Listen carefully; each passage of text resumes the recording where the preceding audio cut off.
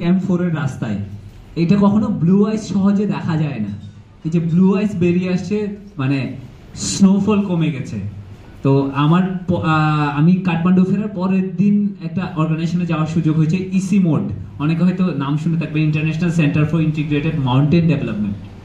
হিমালয় নিয়ে যারা কাজ করে, হিমালয় ওদের একটা প্রোগ্রাম আছে সেভ আওয়ার স্নো, মানে কেন স্নোটা ইম্পর্টেন্ট আর কি।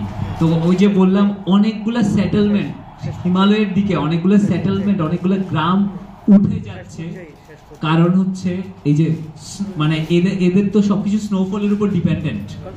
তো স্নোফল হচ্ছে না, ঠিকঠাক পানি পাওয়া যাচ্ছে না, অনেক সেটেলমেন্ট অলরেডি উঠে গেছে। আর আরেকটা, গত বছর আপনাদের সিকিমের ভয়াবহ বন্যার কথা অনেকের মনে আছে। তো which is also a consequence of global warming. GLOF বলে একটা টার্ম আছে, গ্লফ বলে গ্লেশিয়ার লেক আউটবার্স্ট ফ্লাডিং। আমি বলছিলাম যে গ্লেশিয়ার লেক, পান্না সবুজ রঙের গ্লেশিয়ার লেক দেখা যায়, ওগুলা আউটবার্স্ট করে ফ্লাড করে নিচের সব জনপদ ধুয়ে মুছে নিয়ে চলে গেছে। অসংখ্য এক্সাম্পল আছে। তো এই গ্লেশিয়ার লেক যে প্রত্যেক বছর বাড়ছে গ্লেশিয়ারগুলোতে, তো এইটা ইন্ডিকেট করে আর কি যে আমরা যদি এখানে ভেবে থাকি যে আমার এখানে কোনো অ্যাকশনের ফলে হিমালয়ের বরফ গলবে, এটা কোনো কথা, কিন্তু দিজ আর ট্রু, এগুলাই ঘটছে আর কি এই মুহূর্তে। অনেক কিছুই করার আছে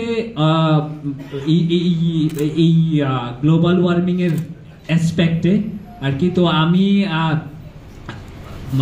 ইসিমোর যে অর্গানাইজেশন, ওদের সাথে কথা হচ্ছে যে ওদের সাথে মিলে যে ওরা একদিন মাউন্টেনিয়ার বা আউটডোর অ্যাথলেট ওদেরকে বাদ দিয়ে রেখে চেষ্টা করছিল যে এই জায়গাটাই ফোকাস করার জন্য, শুধু কমিউনিটি অ্যান্ড রিসার্চার্স এদেরকে দিয়ে।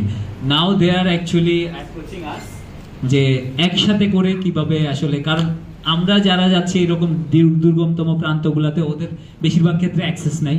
তো আমরা সবাই মিলে যে আসলে এই ব্যাপারটাতে কি করতে পারি এটা নিয়ে আসলে কথাবার্তা হচ্ছে। ডেফিনেটলি এরকম কোনো আপডেট হলে তো আমি ডেফিনেটলি আপনাদেরকেও জানানোর চেষ্টা করব।